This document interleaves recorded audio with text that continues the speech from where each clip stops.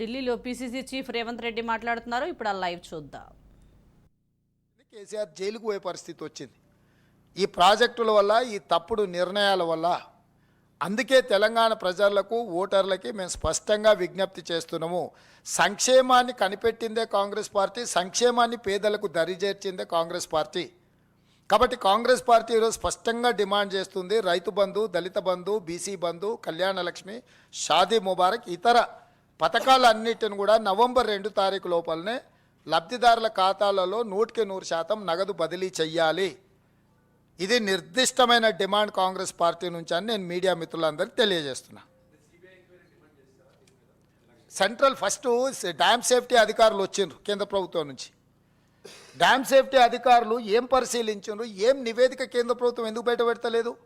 ఏంది నరేంద్ర మోడీ, చంద్రశేఖరరావు లాలూచి?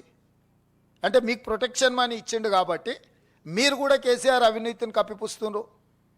కేంద్రం నుంచి, జలవనరుల శాఖ నుంచి డ్యామ్ సేఫ్టీ అధికారులు అక్కడికి వచ్చి క్షేత్రస్థాయిలో పర్యటించి పరిశీలించి నివేదిక తయారు చేసినప్పుడు నివేదికను బహిరంగపరచడానికి డ్యామ్ సేఫ్టీ అధికారులకు వచ్చిన ఇబ్బంది ఏంది? అంటే ఈ అంశాన్ని కూడా తప్పుదోవ పట్టించి బీఆర్ఎస్ను కాపాడడానికి కేంద్ర ప్రభుత్వం పనిచేస్తుంది. కాబట్టి ఈ డ్యామ్ సేఫ్టీ నివేదిక వచ్చిన తర్వాత అది సిబిఐని విచారణ చేయమని అడగాలనా, సెంట్రల్ విజిలెన్స్ నివేదిక అడగాలనా, లేకపోతే డైరెక్ట్గా క్రిమినల్ కేసు ఫైల్ చేసి అరెస్టు చేసి విచారణ చేయాలనా అనే దాని మీద స్పష్టంగా సాంకేతిక నిపుణులతో మాట్లాడి చెప్పడం జరుగుతుంది.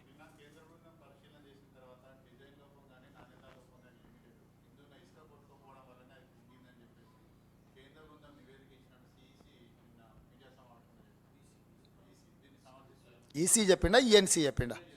మురళీధరరావు. ఎవరా మురళీధరరావు? ఎన్నేళ్ల కింద రిటైర్ అయ్యాడు? ఎందుకు పదవిలో కొనసాగుతున్నాడు? కేసీఆర్కి ఆయనకున్న బంధుత్వం ఏంది? ఇట్లాంటి వాళ్ళని పెట్టుకున్నదే అట్లాంటి దోపిడీకి పాల్పడడానికి. ఈఎన్సీ మురళీధరరావు 6 ఏళ్ల కింద రిటైర్ అయ్యిండు. రిటైర్ అయిన అధికారిని పెట్టి ఈ వేల కోట్ల రూపాయలు దోపిడీకి పాల్పడుతున్నాడు. 12 years బ్యాక్ అంట.